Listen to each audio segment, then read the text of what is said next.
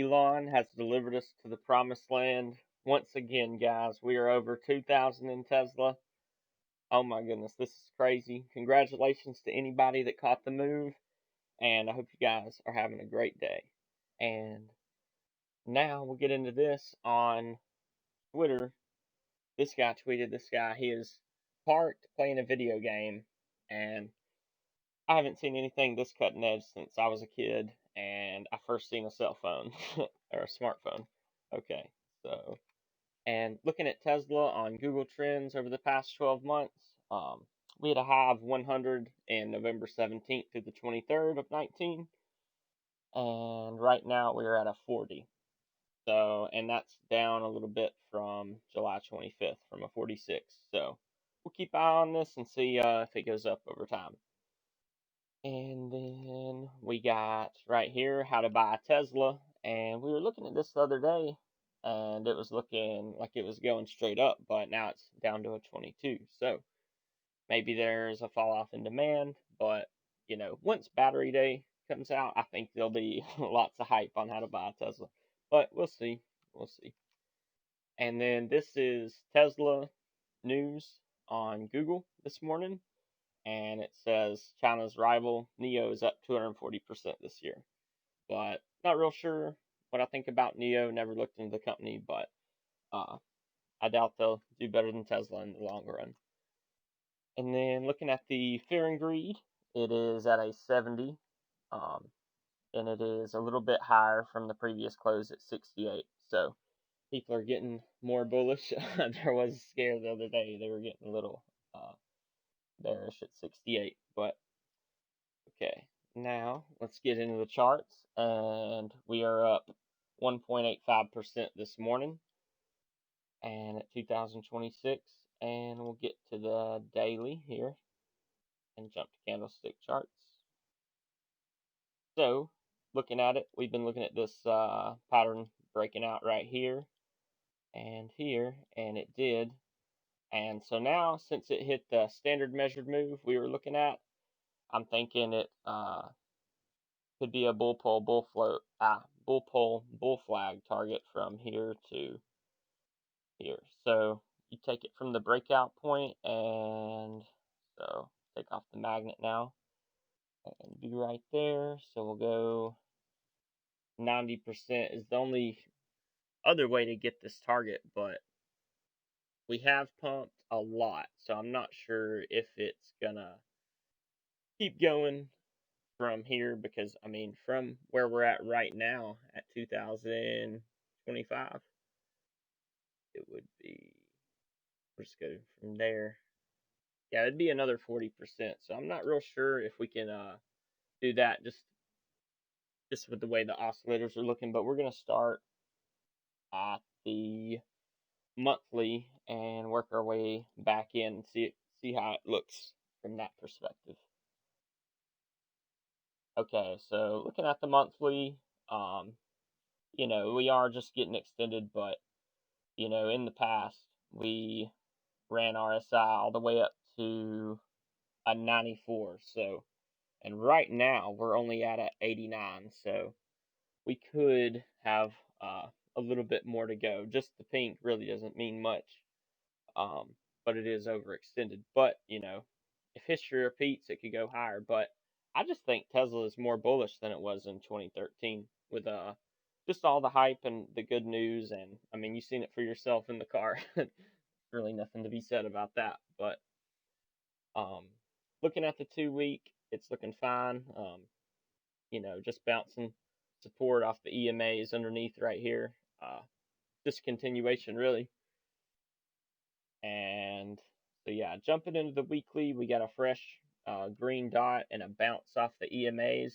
And so I do think that we could be bullish for a long time, or at least get stuck up in this range. Kind of something similar to it did back in here, where it came up and then got stuck in the range. And the last time it threw a signal where it bounced the EMAs was, let's see here, I guess you would say it bounced it right here in 2013 in March. So we'll go back and check it and see. There's really not enough price action data, but yeah, it would have been right here at $36 before I melt up to eventually 290. So let's see what the measured move is for that.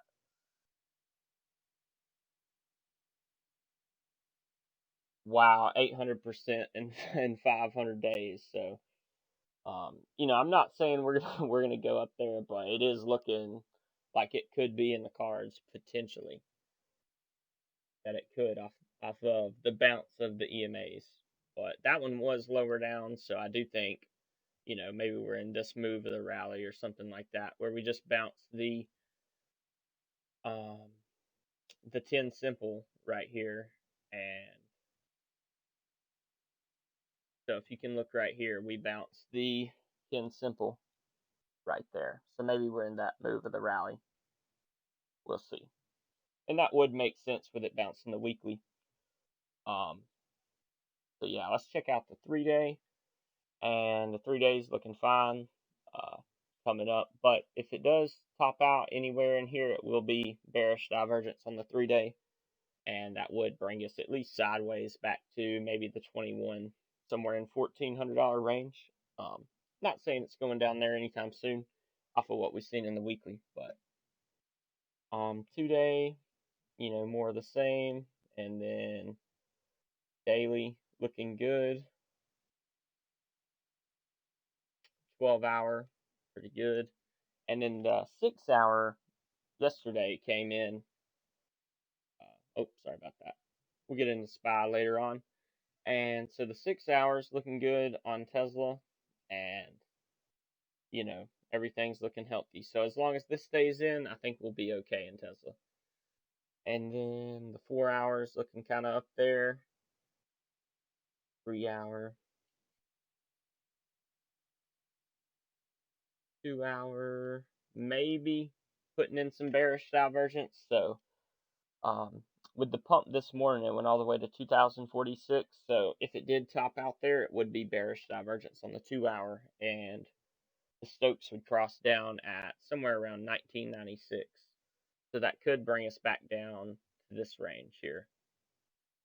And then the 1 hour, yeah, more of the same. So yeah, not real sure what I think about it right here. We're just gonna have to give it some time today and let it play out. But as long as the daily is in, I would be looking for more upwards price action to maybe fill out this range in the oscillators, and maybe run it up to a 90 in the RSI. But that kind of all hinges on the 2 hour if it does lose momentum here and come back down. And if it did go back down, we can get a range of, so it was at a high of 2046. It would probably go back down to the daily 21, and that would be coming in at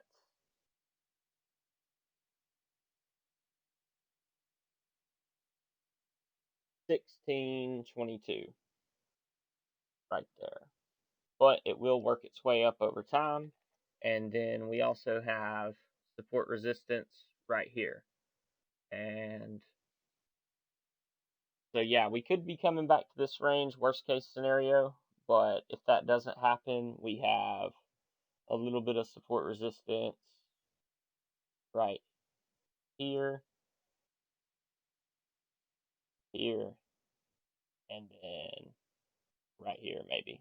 So let's see, where would that put us? Yeah, maybe back in the 1820s range. It could get played out, but yeah. So we'll all right, let me remove these drawings and we'll do a better job of support resistance than that. Okay, so looking at the 6 month, and I'll save them for us next time so we don't have to redo this. And then it's 8,033.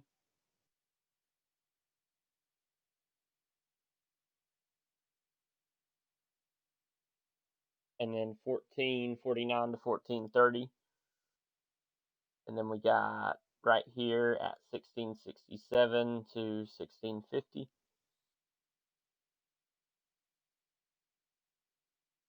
and then right here at 1887.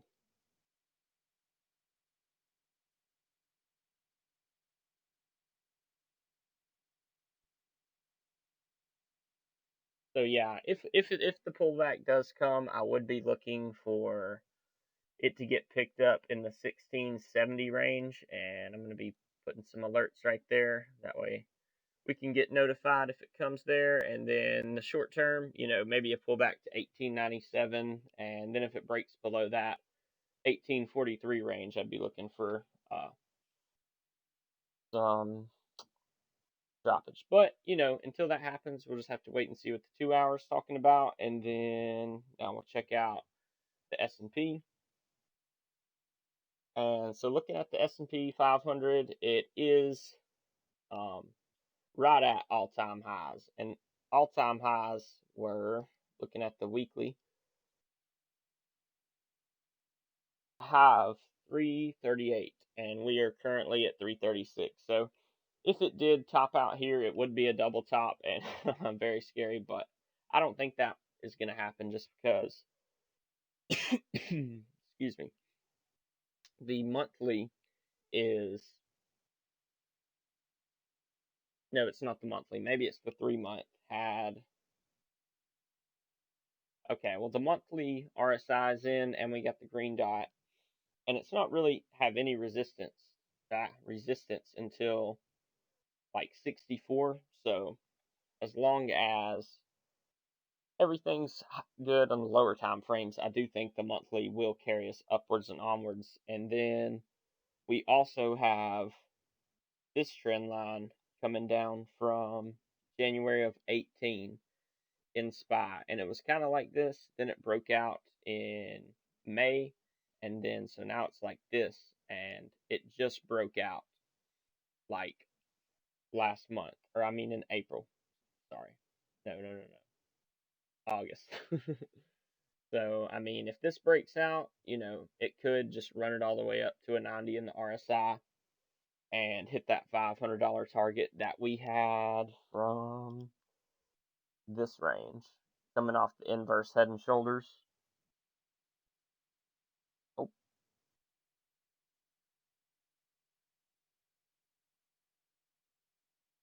and the measured move is 53% off of the pattern.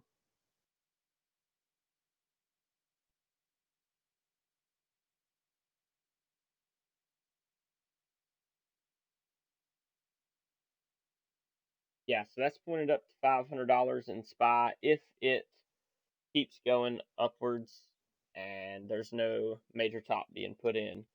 And that there's also a Fibonacci target up there, and we got the daily golden cross, pull back to the 20 or the 55, and then bounce the 21 the whole way. So as long as we're above the 21 at 332, it's going to be fine in SPY. Um, but looking at the 3 day, it is kind of looking toppy right here. But I just think it was just a slight pullback. As soon as the Fed steps in with stimulus and extends unemployment and pays people stimulus checks, it'll be glory days again. Because in my neighborhood, it like everybody redid uh, home improvements around here. But we do have the 2 day red dot coming in right here, and it looks like a rising wedge in the oscillator right here. So let's see if I can draw a pattern on it. So it's like this, and then we have one coming up here. So if it did break down, I would be looking for it to come back to the 40 read right here on the 2 day. Um, and that would probably just be the 2 day 21, and that would still be fine. Just like it golden crossed right here, and then pulled down to the 21. We got the 21 pull down, and then had another pullback to the 21 or 10 simple. Got it. Okay. And then it melted up, and then it had the drawdown. So have we already melted up and due for a drawdown? Hard to say. But until we get the weekly, I think it is pretty much looking healthy to me. And we got the weekly golden cross, and that happened right here. and you get a big leg up and then a pullback to the 55. So, and that would be at 303 and still be above critical support resistance right at 300. So lining up with these prior highs right here. So as long as we're above 300 and the 55, everything's going to be glory days in the S&P 500. Just like right here is what I'm looking for. Just steady uptrends for the next few years, just because we have had the pullback to me. And that's with looking at the volatility flashing red in the background in the weekly, meaning basically that it volatility down. And now it'll contract over time. And just like the daily, it's contracting as well. So as it's moving upwards in price, which is good because it was contracting back here when it was moving upwards in price. And so basically, to put that in perspective, we'd be like right here in the move right now, to where it hasn't even tailed off hard yet. So maybe we'll get to see it flash in the background and then tail off and then have a pullback to the 55 in the future. But as long as we're above the 21, like I said, it will be okay in SPY, I think.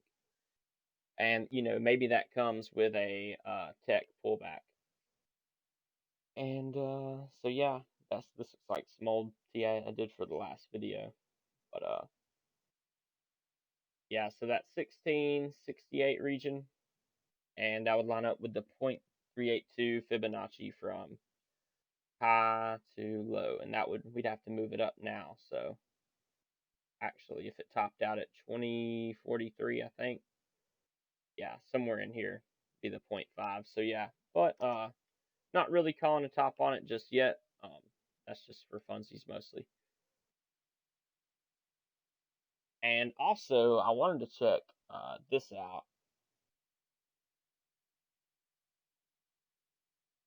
So, back here, I was kind of looking at Tesla when it was kind of just slow moving around, that it was a inverse head and shoulder target off of this. So,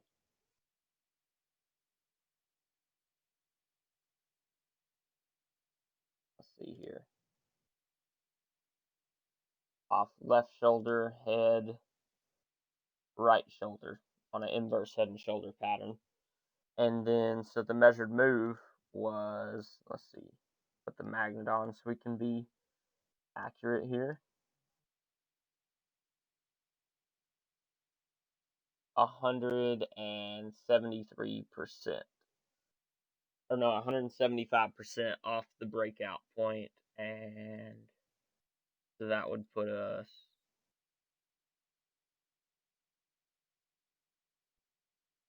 at 2660.